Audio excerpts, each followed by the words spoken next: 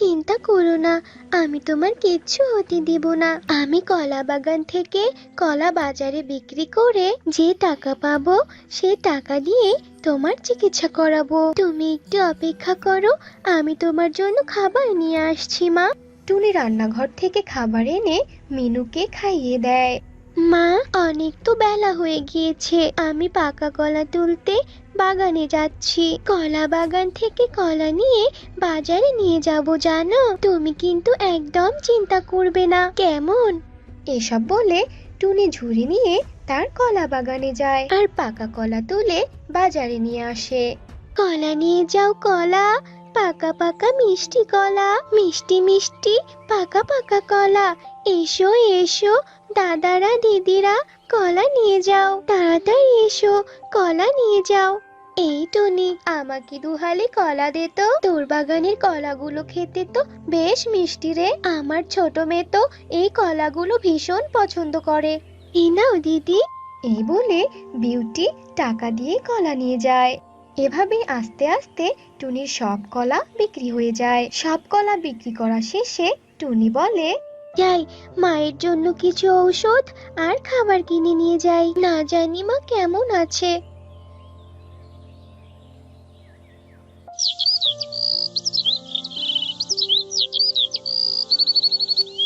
টুনি ঔষধ আর খাবার নিয়ে বাড়িতে চলে আসে।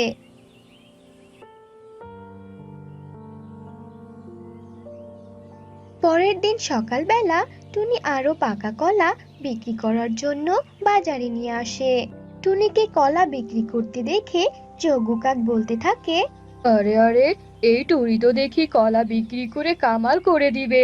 আমাকে বসে থাকার জন্য খনিকা খুব বকে। না, আমি আর বসে থাকবো না। আমিও শহর থেকে কম দামি নষ্ট কলা কিনে এনে বাজারে বিক্রি করব। তখন কণিকা আর আমাকে বকবে না, আর আমরাও ধনী হতে পারবো।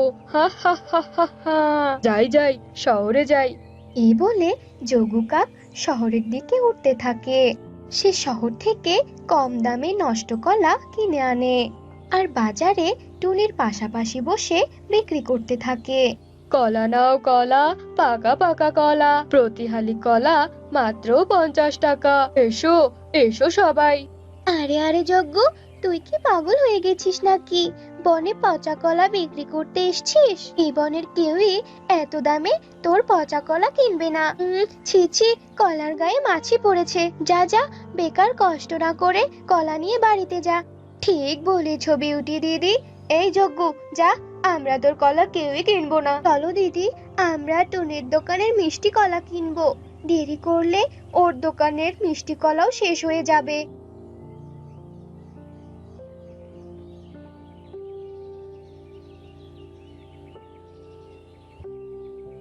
আমাকে অপমান করা, তাই না? আমারও জানা আছে কি করে এই পচা কলা বেশি দামে বনে বিক্রি করতে হবে। টুনি, আজ থেকে তোর জনপ্রিয়তা শেষ। এখন থেকে তো সবাই আমার কলা কিনবে। যা করার আমি আজ রাতেই করব। যজ্ঞ রাগ করে কলার ঝুড়ি নিয়ে বাড়িতে চলে আসে আর রাতে তার বুদ্ধিমত্ত দা হাতে নিয়ে টুনির কলা বাগানে চলে যায়। এরপর যজ্ঞ টুনির কলা বাগানের সব কলাগুলো কেটে ফেলে। আহা হা, আমার কাজ হয়ে গিয়েছে। যাই যাই, এখান থেকে বরং বাড়ি যাই। এই বলে যজ্ঞ তার বাড়িতে চলে আসে। পরের দিন টুনি তার কলা বাগানে যায় আর কলা গাছগুলো মাটিতে পড়ে থাকতে দেখে টুনি ভীষণ কাঁদতে থাকে। হায় হায় হায় রে, এই কি সর্বনাশ হলো! কে আমার এত বড় সর্বনাশ করলো! আমি আমি এখন কিভাবে আমার মায়ের চিকিৎসা করব? হে ঈশ্বর, কে এটা করলো? কে এটা করলো আমার সাথে? কে? কি রে মা, তোকে এমন দেখাচ্ছে কেন? আর আজকে কলা বিক্রি করতে যাবি না নাকি রে? মা গো, কে যেন আমাদের কলা গাছগুলো কেটে ফেলেছে। আজ থেকে আর কলা বিক্রি করতে যাব না মা, সব শেষ হয়ে গিয়েছে আমাদের। টুনির মুখে এই কথা শুনে মিনু অস্থির হয়ে ওঠে আর সে বিছানায় ছটফট করতে থাকে। মা, মা গো, এ কি হলো তোমার? তুমি এমন করছো কেন মা?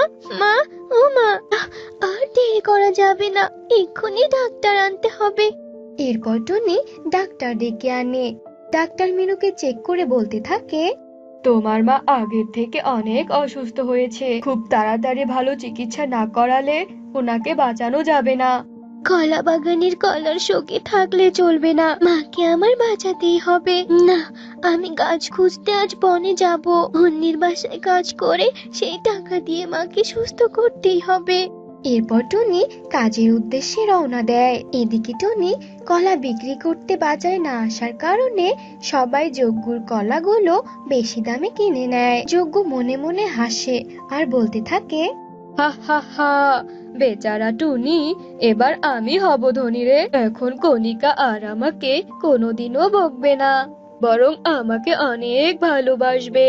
এদিকে দুদিন কেটে যায় আর টুনিকে বনের কেউই কাজ দেয় না। টুনি বনের রাস্তা দিয়ে উঠতে থাকে আর একা একা বলতে থাকে, কেউ কেউ আমাকে কাজ দিচ্ছে না।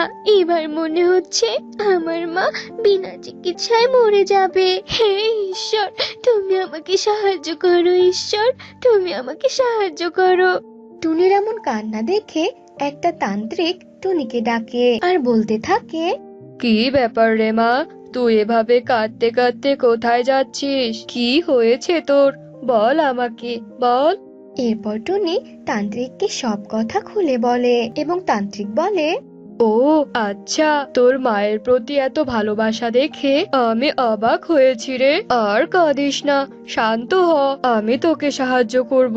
শোন রে মা, এই বনের উত্তরে যে পাহাড়টা আছে, ওই পাহাড়ের পিছনে একটা মরা গাছ আছে।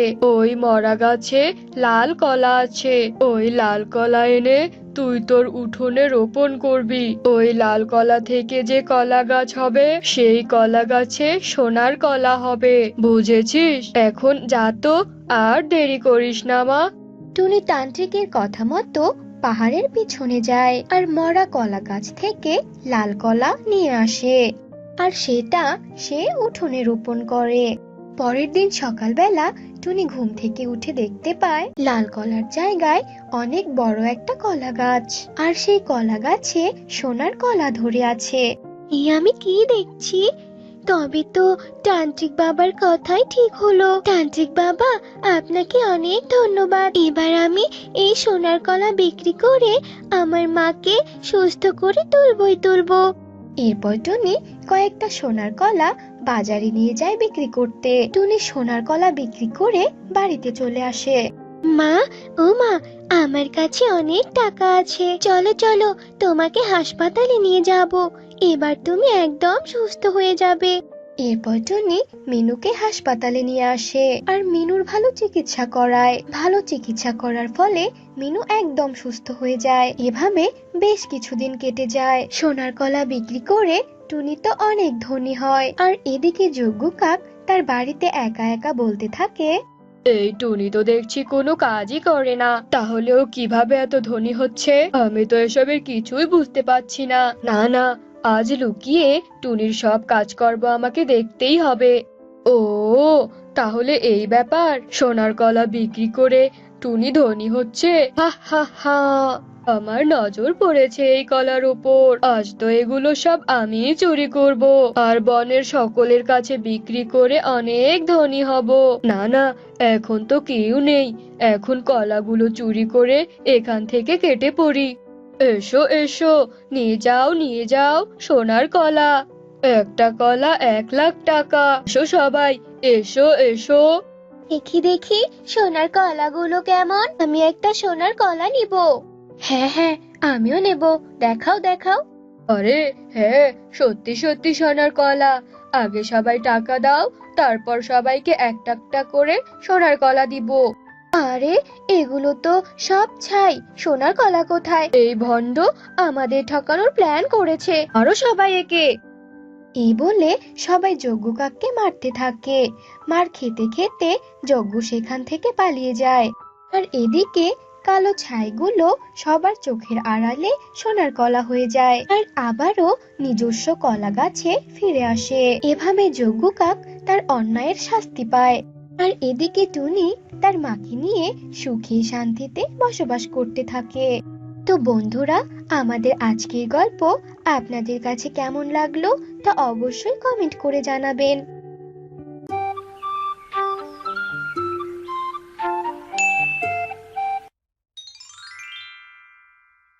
মা, ও মা, আমি খেলতে যাচ্ছি বড় বট গাছের নিচে কনকের সাথে।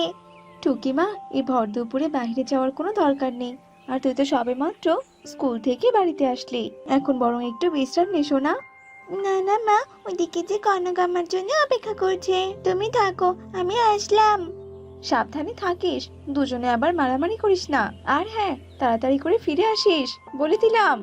অন্যদিকে কনক বটগাছের নিচে দাঁড়িয়ে বলতে থাকে, এই টুকিটা এখনো আসছে না কেন? সে কখন থেকে আমি অপেক্ষা করছি। এই টুকি, এই এখন কিনা তোর আসার সময় হলো? আমি সেই কখন থেকে তোর জন্য অপেক্ষা করছি।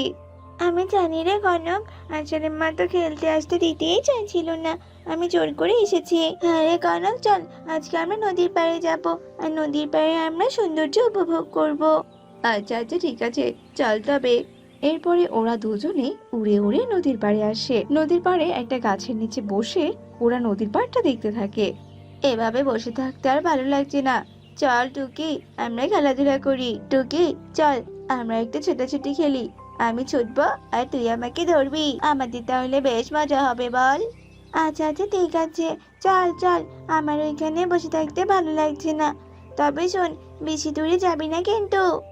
আচ্ছা আচ্ছা, ঠিক আছে ঠিক আছে, এই আমি উড়লাম, এবার তুই আমাকে ধর দেখি কেমন পারিস, আমিও দেখি তুই আমার থেকে বেশি উঠতে পারিস নাকি কম উঠতে পারিস। কনক উড়তে থাকে আর টুকি তার পিছু পিছু উড়তে থাকে। পারে না, পারে না, আমাকে ধরতে পারে না, কি মজা কি মজা, ইয়ে, আমি তো তোকে ধরবই কনক। ওরা খেলার ছলে উড়তে উড়তে বনের গভীরে প্রবেশ করতে থাকে। কনক, আমি আর পারবো না রে, এবার তো দাঁড়া, আমার পাখা যে বড্ড ব্যথা করছে, আহ। এরপর টুকি নিচে মাটিতে দাঁড়ায় আর কনক উড়তেই থাকে। টুকি তার সামনে একটা কলার গাছ দেখতে পায়, যে কলার গাছে কলার বদলে একটা বড় ডালিম ছিল। একে একে এ আবার আমি কি দেখছি, কলা গাছে কিনা বড় ডালিম, আমি আবার ক্লান্ত হয়ে কোনো স্বপ্ন টপ্ন দেখছি না তো? এত বড় একটা ডালিম, তাও কিনা আবার কলা গাছে।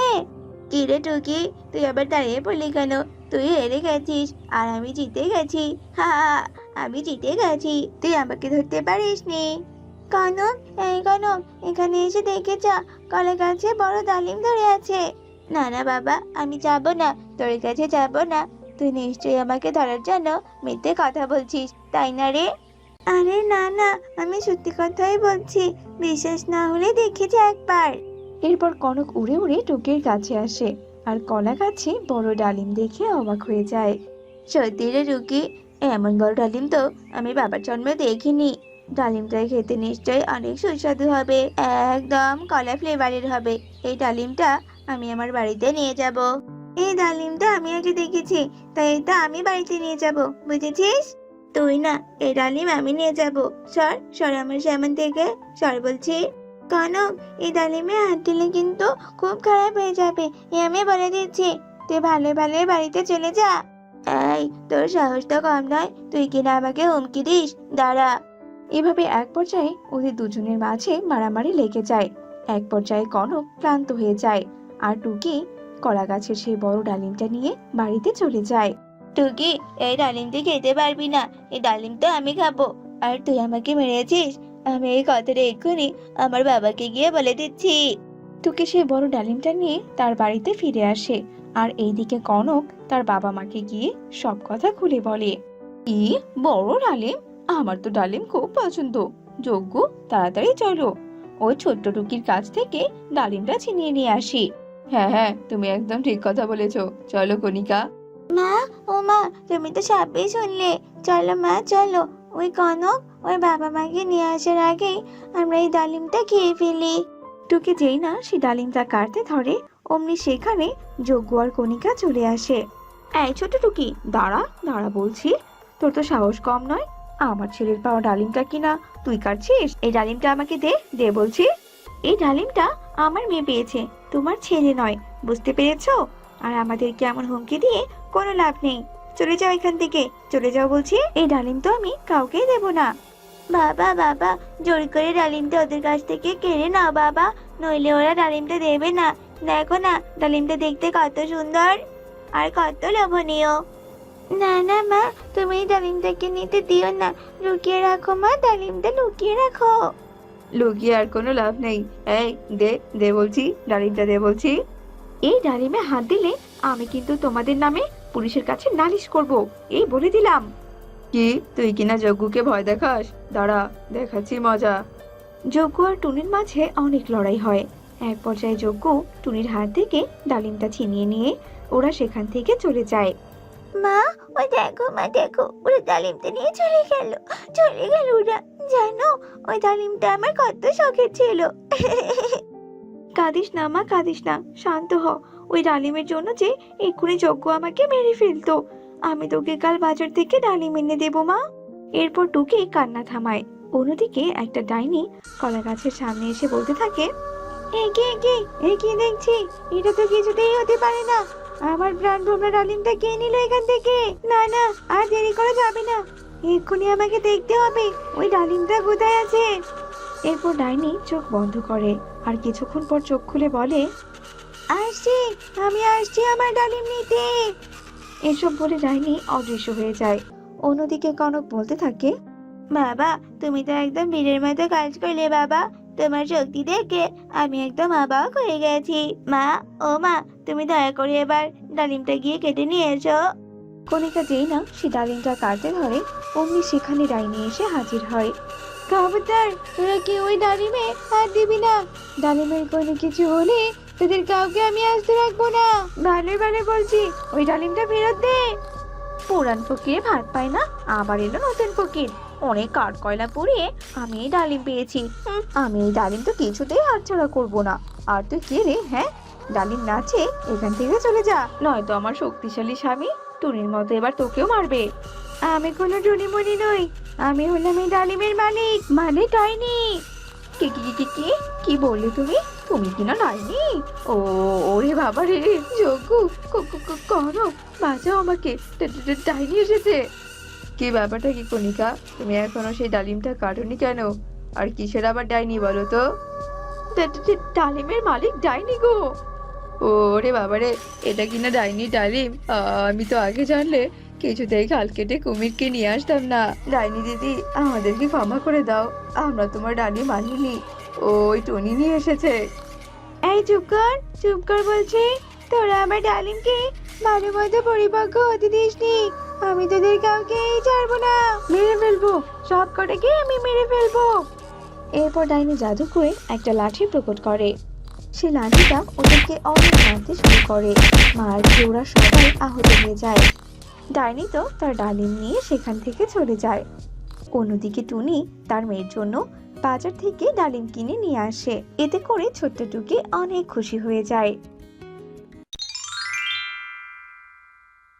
ও মিনু মাসি, শুনছো গো? এদিকে শুনে যাও, এত তাড়াহুড়ো করে কোথায় ছুটছো শুনি? এদিকে এসো, একটা ভালো সুখবর আছে। হয়েছেটা কি? এত সকাল সকাল চিৎকার চেঁচামেচি করে ডাকছো কেন? হ্যাঁ, আমার কানের পোকাগুলো মারবে নাকি? হ্যাঁ মাসি, তোমার ছেলে টোনাকে কি বিয়ে দেবে না? আমার হাতে একটা ভালো পাত্রী আছে গো। ওই যে আমার ননদ আছে না, ওই ননদের জায়ের মেয়ের বাবার কিন্তু বিশাল সম্পত্তি। ওই মেয়েকে তোমার ছেলের বউ বানালে তুমি তো রাজরানী হয়ে যাবে গো। তাই নাকি কাকুলি, তুমি সত্যি বলছো? তাহলে তো ওই মেয়েকেই আমার ছেলের বউ বানিয়ে আনবো। কোথায় মেয়ের বাড়ি? আমাকে এক্ষুনি নিয়ে চলো। সে না হয় নিয়ে যাবো মাসি, তবে একটা সমস্যা আছে, মেয়ে কিন্তু একটু কালো। তোমার ছেলে কি তাকে পছন্দ করবে? তোমার ছেলে টোনা তো বেশ সুদর্শন। সে মেয়ে যাই হোক না কেন, আমার ছেলে আমার ভীষণ বাধ্য। ও আমার পছন্দকে নিশ্চয়ই অপছন্দ করবে না। মিনুর কথায় কাকুলিও বেশ খুশি হয়। এরপর কাকুলির জায়ের মেয়ে টুনির সাথে মোটা অঙ্কের যৌতুকের বিনিময়ে টোনার বিয়ে হয়। টুনি ছিল একটু শ্যামবর্ণের, কিন্তু শ্যামবর্ণের হলে কি হবে? টুনি ছিল খুবই শান্তশিষ্ট আর লক্ষ্মী একটা মেয়ে। অন্যদিকে টুনির শাশুড়ি মিনু ছিল যেমনি লোভী অমনি কিপ্টে। একদিন সকালবেলা, আহা, আমার এত টাকা, ছেলেকে বিয়ে না দিলে তো আমি এত টাকা চোখেই দেখতে পেতাম না। কোথায় রাখি কোথায় রাখি? হ্যাঁ, আপাতত আলমারিতেই রেখে দেই। এসব কথা বলে মিনু টাকাগুলো আলমারিতে রেখে দেয়। আর তখনই টুনি সেখানে চলে আসে। মা, মা, আজ সকালে কি রান্না করব মা? কি আবার রান্না করবে? ঘরে তো আলু আছে, সেগুলোই ভর্তা করো। সকালে আবার মাছ মাংস খেতে হয় নাকি? হ্যাঁ। মিনু যখন এসব বলছিল এমন সময় মিনুর চোখ যায় টুনির গলার হাড়ের উপর। হাড়টি স্বর্ণের হওয়ার কারণে চকচক করছিল। বৌমা, বৌমা, তোমার গলার হাড়টি তো দেখছি ভীষণ সুন্দর, কেমন চকচক চকচক করছে। তবে বৌমা, এমন স্বর্ণের হার পরে থাকতে নেই। আশেপাশে তো আর চোরের অভাব নেই, তাই না? বলো। দাও দাও, তুমি আমাকে হারটি দিয়ে দাও। এসব কথা বলে মিনু টুনির গলার হারটি খুলে নেয়। আর টুনি শাশুড়ির এমন আচরণে কিছুই বলতে পারে না। এভাবেই দিন কাটছিল। একদিন, বৌমা, এই যে বৌমা, আমাদের কলা বাগানে চলো তো। কলা বাগানের ভালো করে পরিচর্যা করতে হবে, কলা ধরার তো সময় হয়ে এসেছে। ঠিক আছে মা, আসছি। এরপর টুনি আর মিনু মিলে কলা বাগানে যায় আর কলা গাছের যত্ন নিতে থাকে। টুনি আর মিনু রোজ রোজ কলা বাগানে যেত আর কলা গাছগুলোর যত্ন নিত। এভাবেই দিন কাটছিল। দেখতে দেখতে মিনুর সবগুলো কলা গাছে কলা ধরে। এই দেখে টুনি আর মিনু ভীষণ খুশি হয়ে যায়। দেখেছেন মা, দেখেছেন কত সুন্দর কলা ধরেছে? আমার তো ভীষণ খুশি লাগছে। কদিন পরে তো কলাগুলো পেকে যাবে আর আমরা কলা বিক্রি করে অনেক লাভবান হব মা। এভাবেই খুশি মনে মিনু আর টুনি বাড়িতে চলে যায়। এভাবে আরো কয়েকদিন কেটে যায়। একদিন টুনি ঘুম থেকে উঠে দেখে মিনু টুনটুনি সবগুলো কলা কেটে এনেছে। এই দেখে টুনি ভীষণ অবাক হয়। এ কি মা, আপনি এভাবে কাঁচা কলাগুলো পেড়ে নিয়ে এসেছেন কেন? এগুলো তো এখনো পাকেইনি। আস্তে কথা বলো বৌমা, আস্তে কথা বলো, আশেপাশের পাখিরা তো শুনতে পাবে। শোনো, আমি এগুলোতে ঔষধ মিশিয়ে দেব। তুমি দেখবে এগুলো দুদিনের মধ্যে অনেক পেকে যাবে আর আমরা খুব তাড়াতাড়ি টাকার মালিক হব। বুঝতে পেরেছো? আপনি এসব কি বলছেন মা? এটা তো অন্যায়। ঔষধ মেশানো কলা খেলে পাখিদের তো অনেক ক্ষতি হতে পারে। এত লোভ করবেন না মা। শোনো বৌমা, এত জ্ঞান দিতে এসো না, বুঝেছো? তোমার এত জ্ঞান আমি শুনতে চাইনি। চুপচাপ ঘরে চলে যাও। আর শোনো, দয়া করে তোমার মুখটা বন্ধ রেখো, বুঝতে পেরেছো? এসব বলে মিনু চলে যায় আর টুনিও কিছু বলে না। এরপর মিনু কলাগুলোতে অনেক বেশি ফরমালিন দেয়। আর দুদিন পর মিনু যখন কলাগুলো বিক্রি করার জন্য নেয় তখন সে দেখে সবগুলো কলা পচে গেছে। হায় হায় রে, এ কি সর্বনাশ হলো!